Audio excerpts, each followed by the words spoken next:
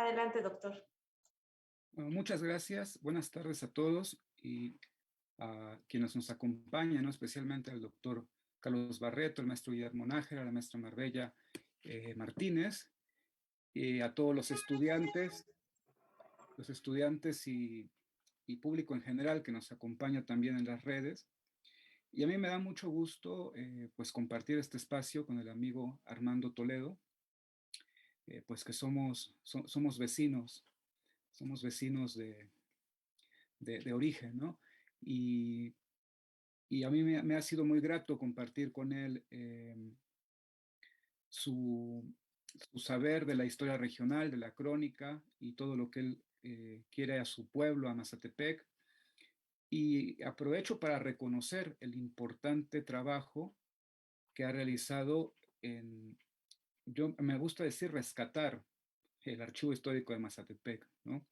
Porque después obviamente ha habido un proceso de catalogación, se le han hecho distintos procesos archivísticos, pero hay momentos de peligro político en que de repente algunas administraciones, eso ha pasado en otros municipios, no le dan importancia a sus archivos históricos, y si no hay nadie que ponga ahí el hombro para que eso se resguarde, pues hemos sufrido varias pérdidas patrimoniales en otros municipios, y Armando yo sé que siempre ha estado ahí luchando para que el archivo histórico de Mazatepec permanezca, y creo que es justo reconocer que, al menos esa es mi opinión, ¿no? Yo creo que es el mejor archivo histórico municipal del estado de Morelos, ¿ok? Y debe de ser uno de los mejores archivos municipales a nivel nacional.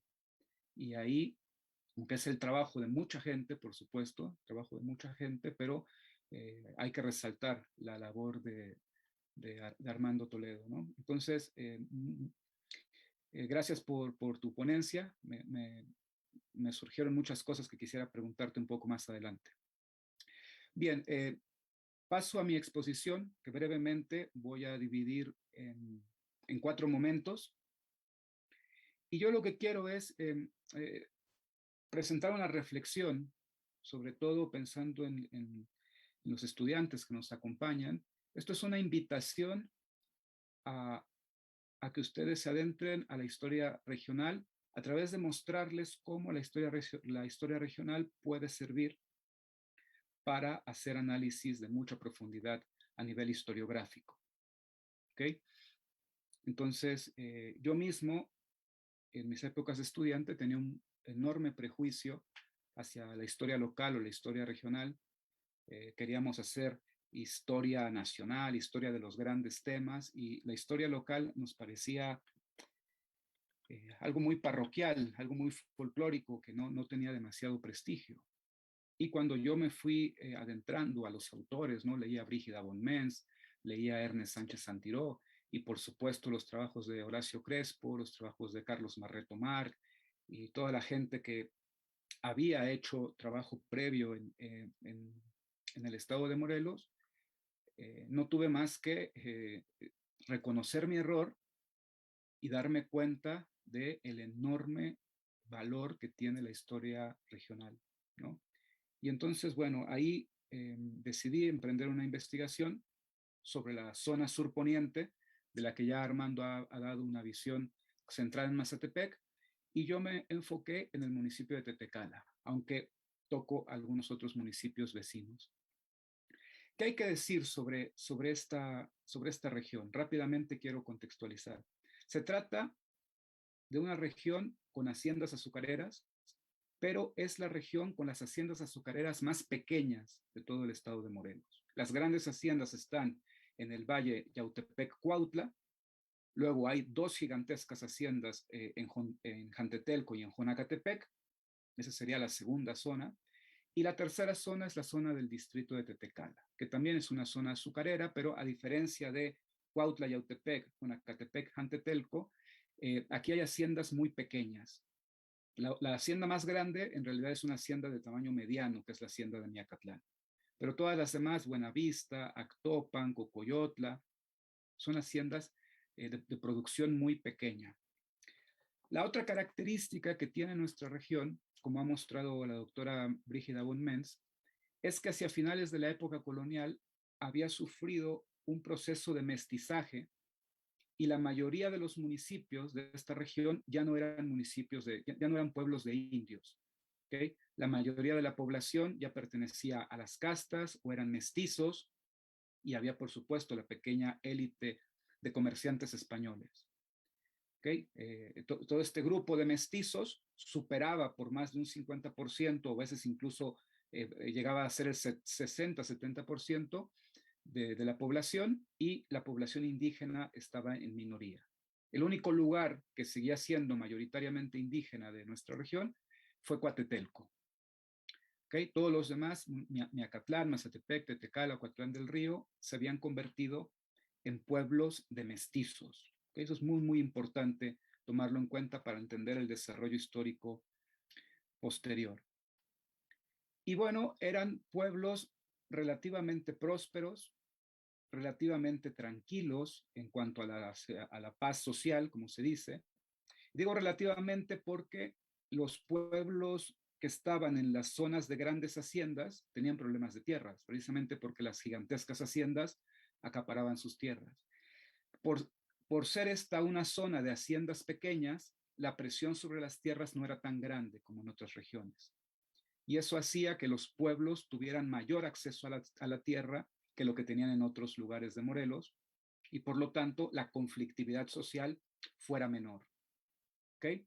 Y eso permitió la aparición de un sector que hoy llamaríamos clase media, y que varios autores han señalado cómo se cometió el error durante mucho tiempo de no darle importancia a estudiar a estos sectores de la clase media.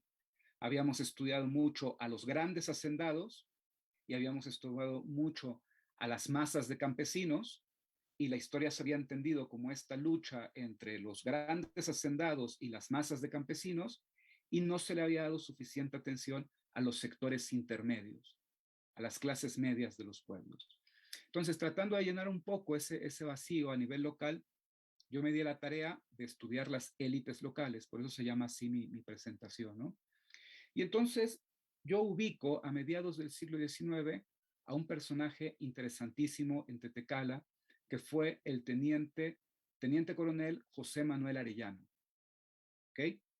Eh, mestizo, mestizo como corresponde a estos pueblos que ya no eran indígenas, y que fue comandante de la Guardia Nacional durante la guerra de intervención de Estados Unidos. Cuando Estados Unidos interviene en México, bueno, Cuernavaca o la región de Morelos no es precisamente territorio protagonista de esta guerra, pero algunos conflictos hay. Se forma la Guardia Nacional y se nombran a los líderes de cada pueblo para que sean los comandantes de estas guardias nacionales. El comandante de Tetecala era José Manuel Arellano, y él lucha en el 47 contra varios batallones del ejército gringo, y cuando la guerra ya está perdida, aunque todavía no se retira el ejército norteamericano, pero ya se ha rendido el país, en los primeros meses de 1848, ocurre un incidente que vuelve a Manuel Arellano famoso incluso en la prensa norteamericana, no nada más en la prensa mexicana, ¿no? En los periódicos de Estados Unidos, un montón de noticias, primera plana, lo que se le ocurrió hacer a Manuel Arellano. Y lo que hace es que con su batallón de campesinos armados, que originalmente lo había formado el gobierno para combatir la invasión, pues a Manuel Arellano le pareció buena idea tomar ese ejército de campesinos armados y recuperar tierras de las haciendas. Y entonces atacaron la hacienda de Miacatlán y atacaron la hacienda de Chiconcuac, cerca de Xochitepec. Derribaron las mojoneras, se apropiaron de tierras, hubo enfrentamientos armados, hubo muertos, mataron a varios trabajadores de las haciendas, etcétera, ¿no? Y entonces esto se volvió un escándalo en la prensa nacional, y el episodio es que Juan Álvarez, el gran caudillo liberal del siglo XIX, era el jefe directo, de Manuel Arellano. Entonces hay una carta en donde Juan Álvarez lo regaña y le dice: si yo lo puse usted al mando de los campesinos de Tetecala y de la región, fue para que peleara contra el invasor extranjero. no para que se anduviera metiendo en los pleitos particulares de los pueblos.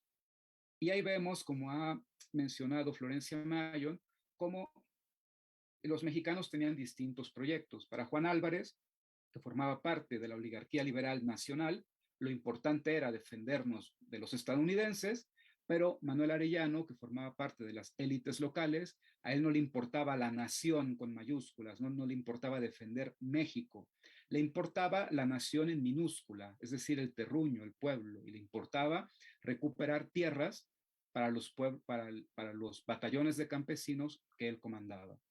Bien, este personaje sigue siendo protagonista en la región en las décadas siguientes.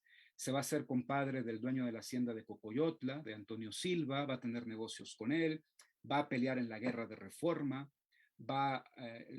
se dice, aunque esto es un poco historia oral y hay algo de mitología en eso, pero se dice que Benito Juárez lo nombra jefe militar de la zona. Luego hay un temblor que destruye Tetecala en los años 60 y a él se le conoce como el reconstructor del pueblo porque abanderó una serie de iniciativas para reconstruir el pueblo con donaciones de la gente rica de la región, etcétera, ¿no?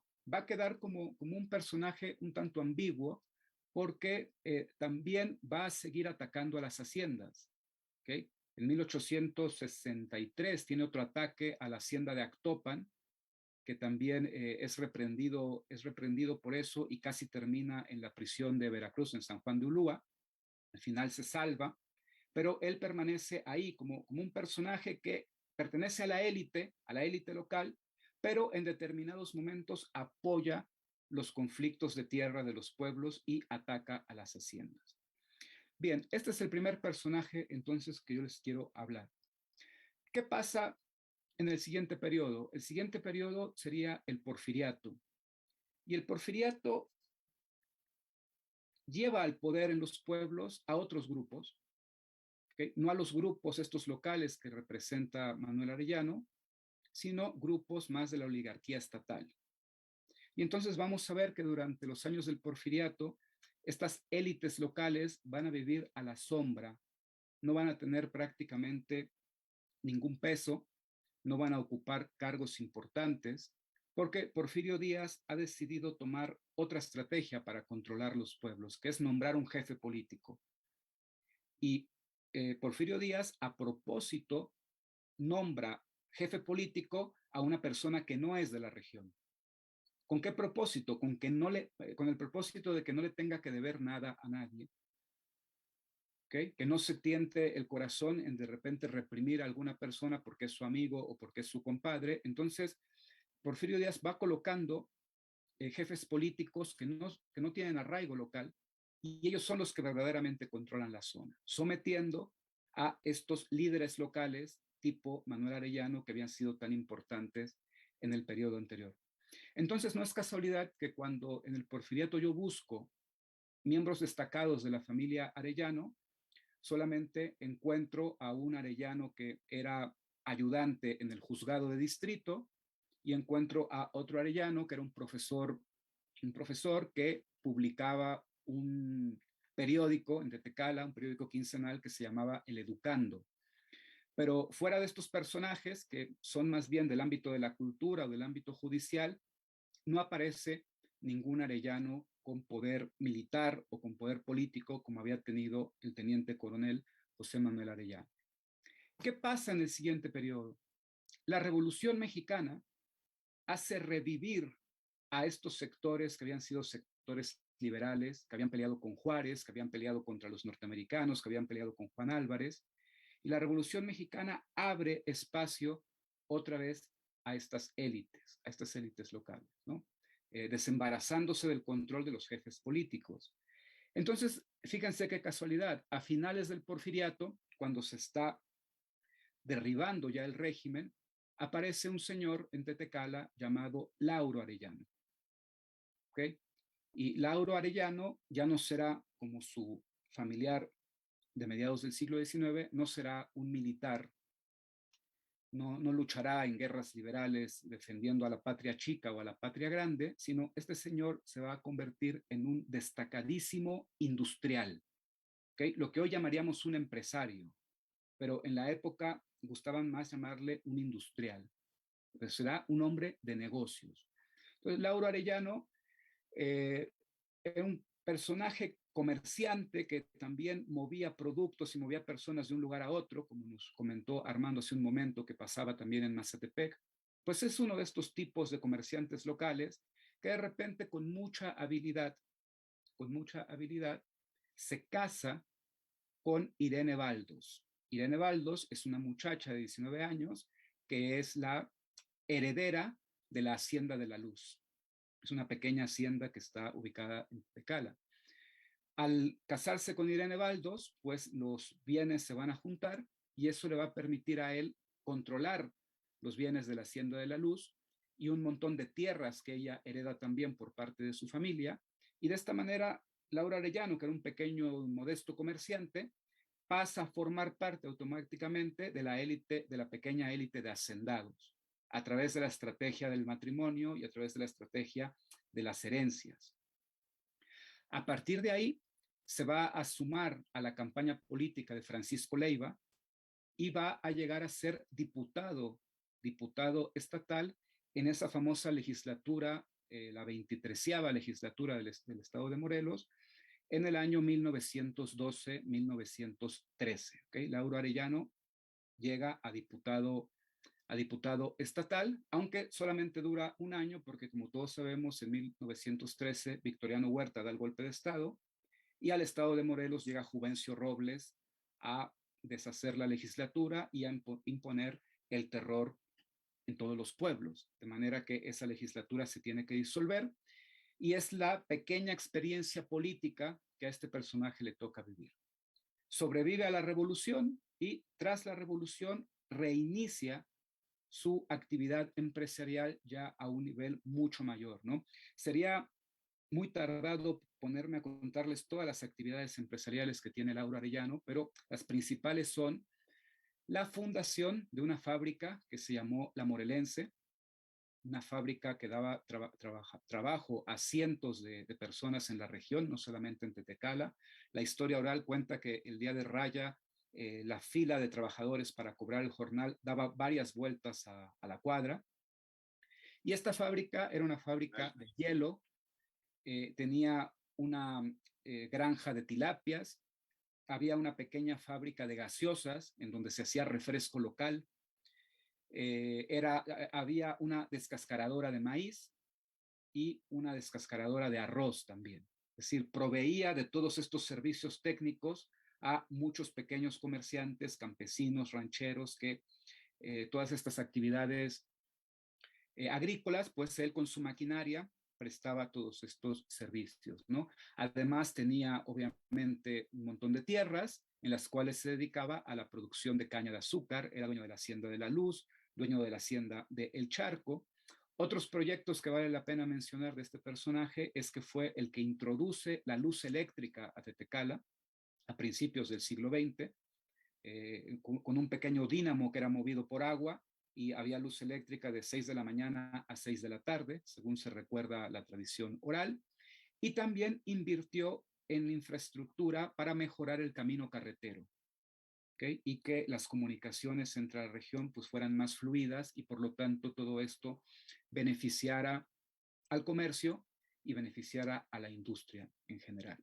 Entonces, aquí quiero hacer una pausa para enfatizar cómo en el tránsito del siglo XIX al siglo XX en Morelos y particularmente en esta región, hay una continuidad de las élites.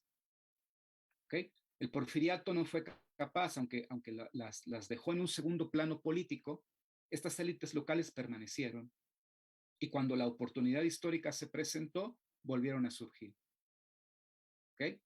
Esta idea obviamente no es mía, aquí hay que dar crédito, ¿no? El que la rescató fue el doctor Horacio Crespo de una intuición que tiene Jesús Sotelo Inclán en su biografía de Zapata, en donde Sotelo Inclán afirma que es muy probable que todos los líderes de los pueblos tuvieran una larga tradición de lucha que viene al menos desde el siglo XIX, si no es que desde antes.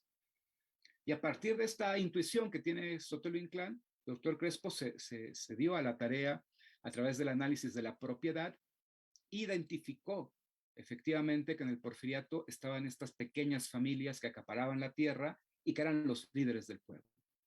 Y de ahí tuvimos la iniciativa de empezar a hacer la historia de esas familias. Y efectivamente se comprobó que están desde antes y que todos los líderes de la revolución y líderes después de los años 30, 40, tienen antecedentes y tienen familiares que lucharon en las guerras liberales del siglo XIX. Entonces, eso vale mucho la pena enfatizar cómo hay una continuidad muy importante de las élites. Y esto lo hemos comprobado para otros municipios. ¿Okay? Un egresado nuestro, Luis Baena, se dio a la tarea de hacer una tesis muy similar para la región de Coatlán del Río. Y en Coatlán del Río, él igual con la familia García, identificó él además otras dos familias, a diferencia de mi investigación, que solamente identifica a los Arellano, él identificó a los García y a otras dos familias que presentan este mismo proceso de continuidad en Coatlán del Río, ¿no? Lo cual nos da para pensar de que si estas investigaciones se replicaran en otros municipios, encontraríamos procesos similares que nos permitirían entender mejor a las élites de los pueblos, que son las verdaderas líderes de los procesos de modernización, procesos políticos y de las luces y sombras que han pasado en los pueblos, ¿no? No para hacer una, no es para echarles porras, pero para mostrar lo bueno y lo malo de los proyectos liderados por estas élites. Para cerrar nada más, habría que agregar un epílogo porque Lauro Arellano va a permanecer como un hombre muy poderoso en la región toda la primera mitad del siglo XX en Tetecala. Cuando él muere, la vasta propiedad que tiene, tanto en tierras como en negocios, se va a ir fragmentando a través de la herencia, como inevitablemente pasa cuando un emporio muere el patriarca y pues la herencia hace que inevitablemente eso se vaya fraccionando, pero un eco de ese poder y de esa continuidad de la que hablaba Sotelo Inclán, lo podemos ver en el hecho de que en la década de 1980, el nieto de Lauro Arellano, ¿okay? Don Martín Arellano Jaramillo, que en paz descanse, fue presidente municipal de Tetecala por el Partido Revolucionario Institucional. Y estamos hablando de un presidente municipal muy, muy importante de los años 80, que dejó una escuela política de cuadros juveniles interesante en la región y que, bueno, durante su gobierno fue capaz, por las relaciones que él tenía con el Comité Estatal y con el Comité Nacional, de juntar en Tetecala al gobernador Antonio Rivas Palacio López y al presidente de la República, Carlos Salinas de Gortari, ¿no? A pretexto de los programas de solidaridad, entonces el presidente vino a inaugurar una escuela y él juntó ahí a gobernador y presidente en el pueblo, algo que me parece que creo que solamente un presidente más lo ha logrado. Pero bueno, eso es aparte, ¿no? Lo que quiero resaltar es que entonces tendríamos la visión completa. Tenemos un Arellano que en el siglo XIX fue militar de las luchas liberales. Tenemos un Arellano que en la revolución fue diputado en la legislatura en el proyecto revolucionario de Patricio Leiva y luego se convirtió en un gran empresario e industrial de la modernización postrevolucionaria. Y luego tenemos en los años 80 otro Arellano que fue presidente municipal del PRI, el partido hegemónico de la región y del país durante todo el siglo XX. Con lo cual queda bastante dibujada, aunque podríamos ir encontrando otros ejemplos, pero queda bastante dibujada esta línea de continuidad de familias locales que están presentes ahí en el liderazgo, en este caso de un pueblo, aunque también de la región, ¿no? ¿Por qué esto es importante señalarlo? Porque a veces los procesos los naturalizamos y la reflexión histórica sirve precisamente para no naturalizarlos, porque entonces comparemos qué pasa con la vida política de los pueblos en el siglo XXI. Y lo que estamos detectando es que nuestros municipios, a partir de la reforma al sistema político que se hizo en los 90 y que empezó a tener sus efectos del año 2000 para acá, la vida política de nuestros municipios hoy vemos que está completamente desconectada de su historia. En lugar de haber una continuidad, hay discontinuidades, hay desconexiones, hay rupturas. ¿Okay? Las élites locales de los pueblos, las élites políticas de los pueblos son nuevas, son otras, vienen de otra tradición histórica o vienen de ninguna tradición histórica, y eso nos habla que en el siglo XXI los pueblos de Morelos están empezando prácticamente otra etapa histórica con un peligro muy fuerte de una desconexión, porque cuando vemos la historia de estos pueblos en el siglo XIX y en el siglo XX, vemos que están completamente interconectadas. Algo que ya no vemos, al menos a ese nivel, entre la historia del siglo XX y la historia del siglo XXI. Creo que, como digo, el año 2000 marcó una ruptura muy fuerte en los procesos políticos y económicos de los pueblos que valdría la pena estudiar mejor. Y bueno, eso era básicamente la reflexión que yo quería compartir con ustedes. Muchas gracias. Yo quería preguntarles un poco también para dinamizar el sentido, ¿no? De lo que aquí se ha hablado. Bueno, muy interesante, ¿no? Todos los pasajes que nos habló Armando. Me parece muy justa la descripción que hace Irving, ¿no? Del trabajo del amigo Armando, que además quiero decir que lo conocí pues en la chamba, ¿no? Ya hace algunos años, que nos conocimos por ahí, por sus territorios, y nos conocimos pues haciendo trabajo. Y también, pues, como siempre, ¿no? Muy clara la exposición del doctor Reynoso respecto de, pues, esta especie de síntesis histórica del municipio de Tetecala. Además, debo decir que el doctor Reynoso, además de la enorme calidad que tiene su trabajo, pues, muestra estos vínculos pues indisolubles, ¿no? Con su región de origen que se ven manifestados, pues, en esta visión, pues, como a contracorriente, ¿no? En el sentido de que pareciera ser que todavía predomina la idea de que cuando uno es de cierto lugar no puede escribir de él, porque pues hay una especie como de búsqueda de la objetividad histórica, ¿no?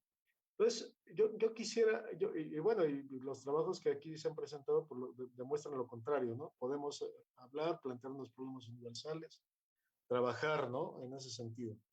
Yo quisiera a ambos ponentes, tomando en cuenta que nuestro auditorio, pues mayormente son estudiantes, ¿no?